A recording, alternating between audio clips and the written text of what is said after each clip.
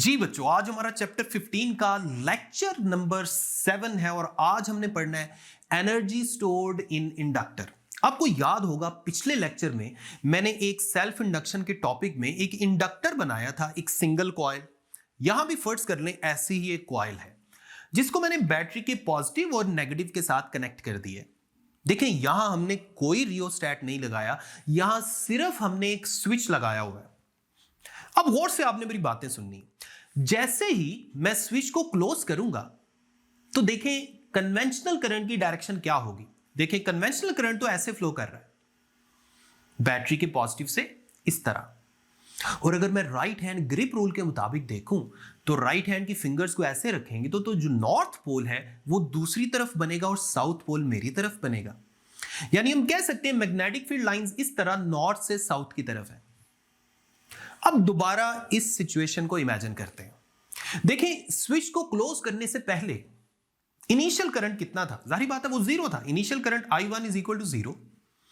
जैसे ही आपने स्विच को क्लोज किया तो करंट जीरो से इंक्रीज होकर मैक्सिमम हो गया। आप इस फाइनल करंट को I का नाम दे दें, लेकिन ये करंट एकदम I नहीं हुआ, थोड़ा सा टाइम, फ्रैक्शन ऑफ सेकेंड इसको जरूर लगा है। यानी करंट में इजाफा हुआ है, और करंट में जब इजाफा होगा तो जिस तरह आप यहां देख सकते हैं मैग्नेटिक फील्ड में भी इजाफा हो गया। और जब मैग्नेटिक फील्ड में इजाफा हुआ है तो हम कह सकते हैं इस कॉइल के अंदर जो मैग्नेटिक फ्लक्स है वो भी बढ़ रहा है, यानी मैग्नेटिक फ्लक्स में तब्दीली आ रही है। और मैग्नेटिक फ्लक्स की इसी तब्दीली की वजह से एक बैक ईएमएफ पैदा हो जाएगी। और ये बैक ईएमएफ पता क्या करेगी? ये बैक ईएमएफ सप्लाइड ईएमएफ को अपोज करेगी। कैसे? देखें ये बैक ईएमएफ बिल्कुल ऐसा ही काम करेगी जैसे मैं आपको एक इमेजिनरी डायग्राम बताने लगा हूं। फर्ज कर लें ऊपर पॉजिटिव प्लेट है, एक मैं दूसरी डायग्राम यहां पे बना रहा हूं। ऊपर पॉजिटिवली चार्ज प्लेट है और नीचे नेगेटिवली चार्ज प्लेट है। अब देखिए अगर मैं इनके प्लेट्स के दरमियान एक पॉजिटिव चार्ज कंसीडर करूं तो बैक ईएमएफ की क्या कोशिश होगी? जैसे यहां पॉजिटिव प्लेट की कोशिश है, पॉजिटिव प्लेट की क्या कोशिश है कि ये चार्ज पॉजिटिव से नेगेटिव प्लेट की तरफ जाए। इस इंडक्टर के अंदर बैक ईएमएफ की भी यही कोशिश है। अब गौर करें इंड्यूस्ड करंट जो है वो नीचे की तरफ पैदा हो रहा है। अगर मैं अपने से दूसरी साइड पे देखूं तो सर्किट के अंदर इंड्यूस्ड करंट नीचे की डायरेक्शन में जाने की कोशिश कर रहा है, और हमारी जो बैटरी है जो हमने लगाई है ये इस चार्ज को ऊपर भेजने की कोशिश कर रही है। इन शॉर्ट मैं कह सकता हूं कि इंड्यूस्ड करंट की डायरेक्शन ऑपोजिट है। सप्लाइड करंट चूंकि बढ़ रहा था इसलिए इंड्यूस्ड करंट ऑपोजिट पैदा होगा। और जैसे यहां प्लेट्स का काम है ऐसा ही काम यहां बैक ईएमएफ कर रही है। तो फिर हमारी जो बैटरी है इस बेचारी बैटरी को वर्क करना पड़ेगा चार्ज को मुसलसल ऊपर भेजने के लिए, और यही वर्क इस इंडक्टर के अंदर पोटेंशियल एनर्जी की फॉर्म में स्टोर हो जाएगा। और यही एनर्जी तो आज हमने कैलकुलेट करनी है, energy stored in the inductor. यानी मैं एनर्जी स्टोर्ड इन इंडक्टर को इस तरह से डिस्क्राइब कर सकता हूं, whenever switch is closed in the inductor current increases from 0 to maximum and a back EMF is established in the circuit, and battery has to do work against the back EMF so that constant current flows through the inductor, और यही work energy की form में store हो जाएगा। This work is stored in the inductor as potential energy. यही energy आज हमने calculate करनी है। अब हम थोड़ी सी डेरिवेशन की तरफ आते हैं। देखिए एक बात तो मैंने आपको लिखवा दी, इनिशियल करंट जीरो था, फाइनल करंट I2 की जगह हम I लिख लेंगे आगे चल के। अब दोबारा वो जो इमेजिनरी एक डायग्राम थी जो मैंने आपको इमेजिन करवाई थी उसको जरा दोबारा देखें। आपको याद होगा चैप्टर 12 में हमने पोटेंशियल डिफरेंस को डिफाइन किया था और डिस्क्राइब किया था इस तरह से कि अगर मैं इस चार्ज को नेगेटिव से पॉजिटिव प्लेट की तरफ मूव करूं तो मुझे जितना वर्क करना पड़ेगा यही इन दोनों प्लेट्स के दरमियान पोटेंशियल डिफरेंस है। अब मुझे एक बात बताइए, अभी थोड़ी देर पहले मैंने आपको बताया है कि इन प्लेट्स का काम क्या है? वही काम है जो बैक ईएमएफ का है, जो यहां इंडक्टर के अंदर बैक ईएमएफ कर रही है।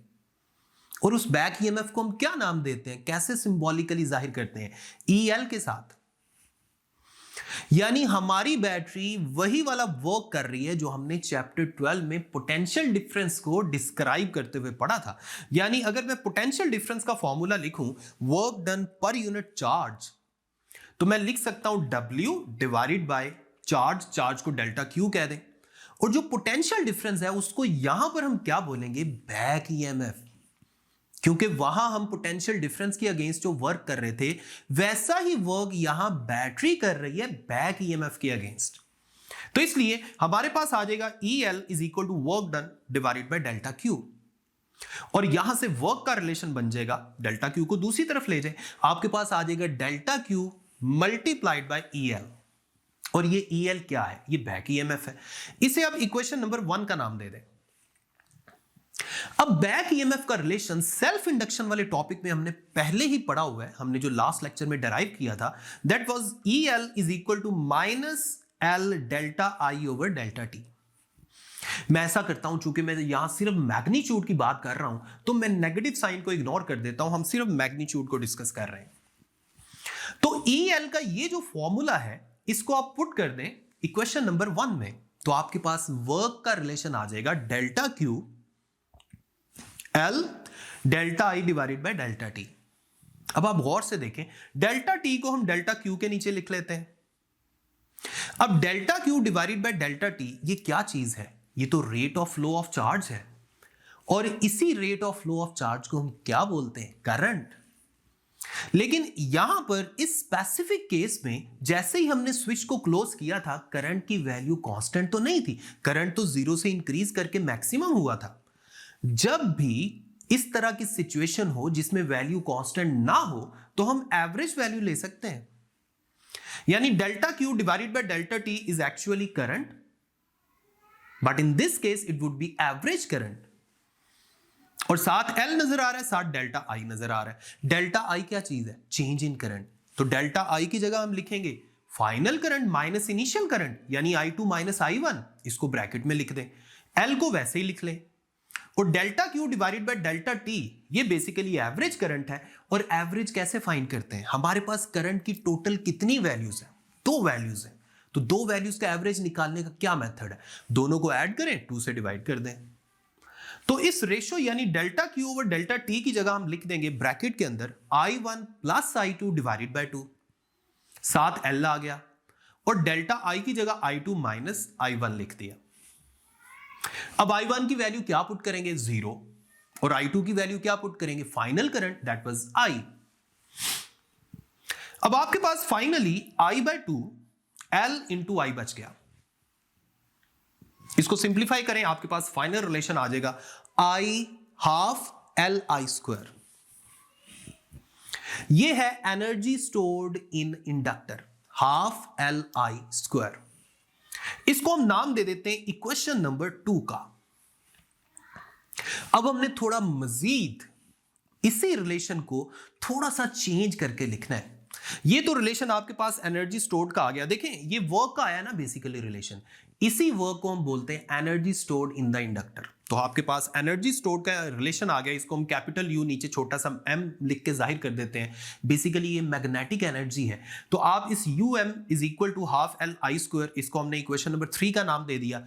ये जो रिलेशन है ये करंट की फॉर्म में आपके पास आया है, हम इसी रिलेशन को मैग्नेटिक फील्ड की फॉर्म में लिखना चाहते हैं, तो हम एक छोटी सी हेडिंग लिख लेते हैं, energy stored in inductor in terms of magnetic field.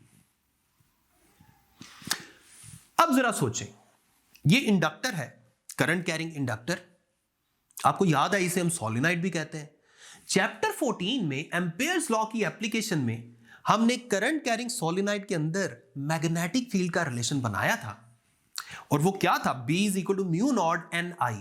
इसमें स्मॉल n क्या शो कर रहा है, total number of turns divided by total length, यानी नंबर ऑफ टर्न्स पर यूनिट लेंथ। इसको भी आगे चल के मैं बताऊंगा।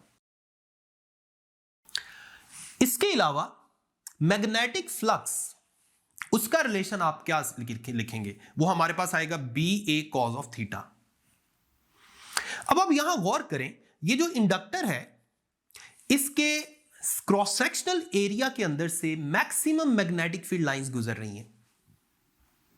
इसका मतलब यह हुआ कि फ्लक्स मैक्सिमम है, और मैक्सिमम फ्लक्स के केस में कॉस थीटा की जगह मैक्सिमम यानी 1 आ जाता है, तो आपके पास मैग्नेटिक फ्लक्स आ जाएगा B इंटू ए। इस तरह से अगर मैं ऊपर वाली B की वैल्यू यहां पुट करूं तो मेरे पास मैग्नेटिक फ्लक्स की वैल्यू आ जाएगी B की जगह तो हमने पुट कर दिया म्यू नॉट एन आई और साथ कैपिटल ए। अब एक और रिलेशन, लास्ट लेक्चर में हमने सेल्फ इंडक्शन वाले टॉपिक में एक रिलेशन बनाया था N phi is equal to L I. यहां से एल किसके इक्वल आएगा, N phi divided by I. लेकिन ये कैपिटल एन है, capital N total number of turns को जाहिर करता है। फाई की जगह पुट कर दें, ऊपर वाले रिलेशन से फाई की वैल्यू पुट कर दें, मेरे पास आ जाएगा mu naught N I into A. ये फाई की वैल्यू पुट कर दी, साथ कैपिटल एन पहले ही लिखा हुआ है और नीचे आई है। अब नीचे वाला आई और ऊपर वाला आई दोनों करंट है, दोनों को कैंसिल कर दें। आपके पास फाइनली कैपिटल एल इंडक्टेंस, इसकी वैल्यू आपके पास आ जाएगी। एक तो कैपिटल एन है, एक है mu naught small N A. अब देखिए स्मॉल एन क्या चीज है। स्मॉल एन तो है total number of turns divided by total length. यहां से टोटल नंबर ऑफ टर्न्स आपके पास आ जाएगा small N multiplied by total length of this solenoid और दिस इंडक्टर। और टोटल लेंथ ऑफ इंडक्टर को आप स्मॉल एल का नाम दे दें, क्योंकि कैपिटल एल हमने इंडक्टेंस के लिए यूज कर ली है। तो देखें यहां से फिर आपके पास टोटल नंबर ऑफ टर्न्स यानी कैपिटल एन आ जाएगा small N multiplied by small L. इसको वापस पुट कर दें ऊपर वाले रिलेशन में, इंडक्टेंस वाले रिलेशन में, तो आपके पास कैपिटल एल यानी इंडक्टेंस का फॉर्मूला बन गया mu naught N into A. ये पहले से मौजूद था और कैपिटल एन की जगह आपने स्मॉल एन इंटू एल भी लिख दिया, तो आपके पास फाइनल रिलेशन बन जाएगा mu naught small N square A into L. ये राइट हैंड साइड पे जो एल है ये हमें टोटल लेंथ बता रहा है, और लेफ्ट हैंड साइड पे जो कैपिटल एल है ये हमें सेल्फ इंडक्टेंस की वैल्यू बता रहा है। तो ये आपके पास इंडक्टेंस का एक रिलेशन आ गया, इसे हम इक्वेशन नंबर 4 कह देते हैं। अब अगेन वही जो बी वाला फॉर्मूला था जो हमने लिखा था म्यू नॉट स्मॉल एन आई, यहां से आई किसके इक्वल आएगा, यहां से आपके पास आई आ जाएगा B divided by mu naught into small N. इस इक्वेशन को इक्वेशन 5 कह दें। अब जरा और से देखें, इक्वेशन नंबर 4 से हमें इंडक्टेंस की वैल्यू पता चल रही है mu naught N square A into L, और इक्वेशन नंबर 5 से हमें करंट की वैल्यू पता चल रही है। इन दोनों वैल्यूज को ऊपर वाली जो इक्वेशन 3 थी ना उसमें पुट कर दें, जो एनर्जी स्टोर्ड वाला रिलेशन हमने बनाया था, और वो आपके पास आ गया था half L I square. Capital L की जगह हम पुट कर देंगे mu naught N square A L, और करंट की जगह पुट कर दें B divided by mu naught into small N, और करंट का स्क्वायर भी था, यहां भी आप स्क्वायर कर दें। जब आप स्क्वायर को ओपन करेंगे तो हमारे पास बन जाएगा B square divided by mu naught square into N का स्क्वायर। अब देखें कुछ कैंसिलेशन हो रही है, एन स्क्वायर कैंसिल हो गया और एक म्यू नॉट भी कैंसिल हो गया, बाकी आपके पास बच जाएगा B square divided by 2 mu naught, और साथ ऊपर मल्टीप्लाई हो रहा है area of cross section and length of solenoid.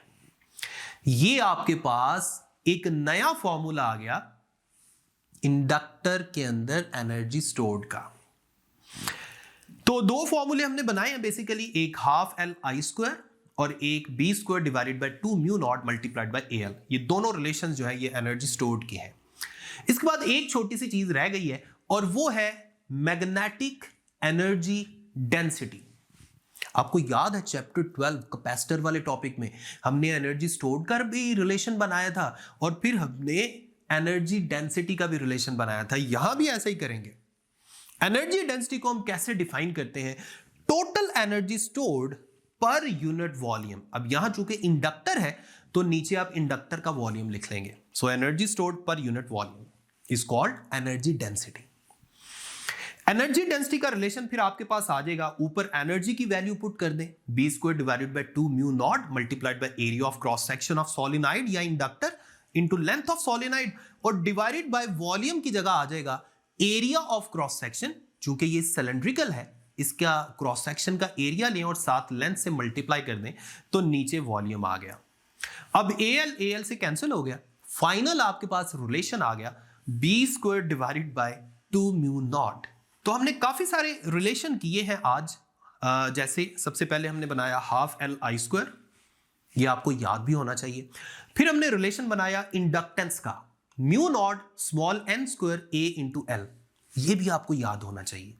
फिर एक और रिलेशन हमने बनाया एनर्जी स्टोर्ड का, B square divided by 2 mu naught into A L, ये भी आपको याद होना चाहिए। और आखिरी रिलेशन जो आपको याद होना चाहिए दैट इज एनर्जी डेंसिटी, और ये हमारे पास फाइनल रिलेशन आया B square divided by 2 mu naught. तो ये था बच्चों आज का लेक्चर। आज का लेक्चर थोड़ा सा लेंथी है, इसमें कैलकुलेशन थोड़ी सी ज्यादा है, इसलिए आपने इसको बहुत ध्यान से समझ के आपने लिख के इसकी प्रैक्टिस करनी है। अपना ख्याल रखें, अपनी दुआ में याद रखें। अल्लाह हाफिज।